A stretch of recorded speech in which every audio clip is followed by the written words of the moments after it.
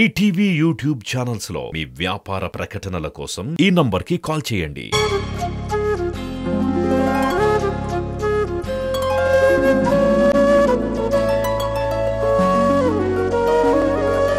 పాడుతా తీయగా చల్లగా వీక్షణ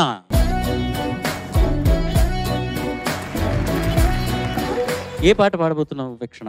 నేను ఈరోజు పాడబోయే పాట కథగా కల్పనగా, చిత్రం వసంత కోకిల. పాడిన వారు ఎస్పీబీ గారు, రచించిన వారు గోపి గారు, సంగీతం ఇళయరాజా గారు. ఆల్ ది బెస్ట్, బాగా పాడు. Thank you sir.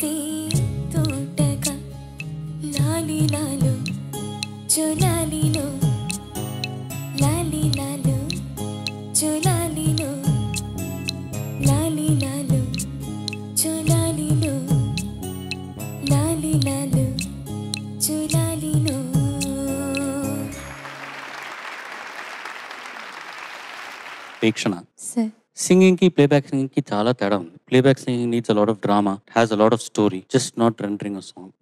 నీ performance is perfect example of playback singing. Thank you sir. నువ్వు ఆ ఎమోషన్స్ బాగా అర్థం చేసుకున్నావు, ఆ సాంగ్ మూడ్ ని అర్థం చేసుకున్నావు, and you presented it brilliantly అని నా ఉద్దేశం. జడ్జెస్ ఏమంటారో చూద్దాం. వీక్షణ మ్యామ్. పాట పాడి అవతల వాళ్ళ ఎక్స్ప్రెషన్, అసలు అవతల వాళ్ళు ఏమనుకుంటున్నారు అని జనరల్లీ అక్కడున్న కంటెస్టెంట్స్ వెయిట్ చేస్తూ ఉంటారు, అందరినీ చూస్తూ ఉంటారు, అందరూ వాళ్ళ కళ్ళల్లో ఏంటి అసలు ఏం జరుగుతోంది అని. నువ్వు అవేవీ లేకుండా ఆ పాటలోనే ఉండిపోయావు ఆ తర్వాత కూడా. అది చాలా గొప్ప లక్షణం. Thank you ma'am.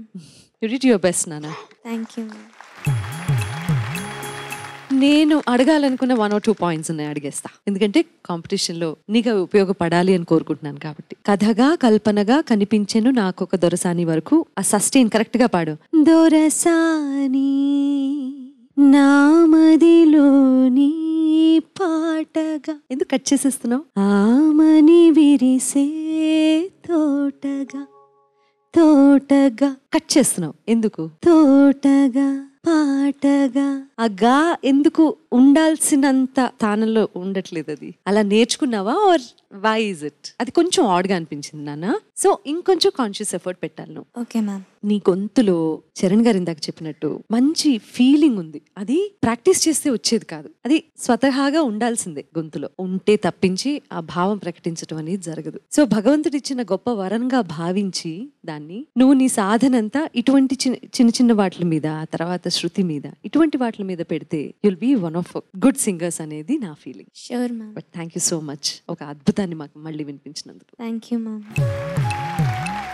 అందరికీ ఈ పాట వచ్చి I think one of the favourite songs. ఈ పాట especially I think we all use to cry listening to it, sometimes sleep off, sometimes get refreshed. అంటే ఆ వయసులో మనకు తెలీదు, కానీ ఆ మెలడీ మ్యూజిక్ పవర్ ఎలాంటిదంటే, అండ్ ఈ పాట కొన్ని పాటలు పల్లవి చరణం గుర్తుంటుంది కానీ మ్యూజిక్ గుర్తుండదు. ఈ పాటలు ఎలా అంటే బ్యాక్గ్రౌండ్ మ్యూజిక్, పల్లవి చరణం మధ్య ఉన్న బ్యాక్గ్రౌండ్ మ్యూజిక్ సారే గా మా ప సా సా సా రే గా సా నేనే దాని ప నేనే దాని నేనే దాని ద ప సారే గా మా ప ప మా గా రే రే రే. అలా రాజా గారి కాంపోజిషన్ ఎలాంటిదంటే పల్లవి బ్యాక్గ్రౌండ్ మ్యూజిక్, చరణం బ్యాక్గ్రౌండ్ మ్యూజిక్, చరణం ఇలా రిజిస్టర్ అయిన పాట. అఫ్ కోర్స్ వీక్షణ నీ ఏజ్ కు నువ్వు చాలా మంచి ప్రయత్నం చేసావు, కానీ ఇలాంటి పాటలు ఒక సర్ఫేస్ లెవెల్లో వింటే చాలదు. దాన్ని అలా you have to move further.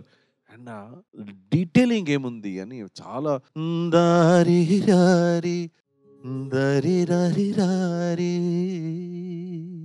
తారి రే అది తారి దాది తారి రే తరి రరి రారి తారి రారి రే తరరరరి రే రే రే. అక్కడి నుంచి మేజర్ దా ఆ నోట్ రిజిస్టర్ కావాలి, కానీ సాఫ్ట్ గా దారి రే రే తరి రే రే రే తానా దరి రే రే రే. అక్కడ సస్టైన్ చాలా సాఫ్ట్ గా దరి రే రే రే దరి రే రే రే దరిరా. కథగా కల్పనగా కనిపించెను నాకొక దొరసాని దొరసాని నామదిలోనే పాటగా ఆమని విరిసే తోటగా లాలిలాలో జోలాలిలో. అలా చాలా చాలా సాఫ్ట్ గా సెన్సిటివ్ గా లాలీలాలో జోలాలీలో క్యూట్ గా ఉంటుంది. కానీ it is not just about cuteness. Music is about the detailing. You have a great talent. చాలా శ్రద్ధగా పాడుతున్నావు. Just get into it, jump into the song. Okay, proud of you. Thank you so much. Thank you sir.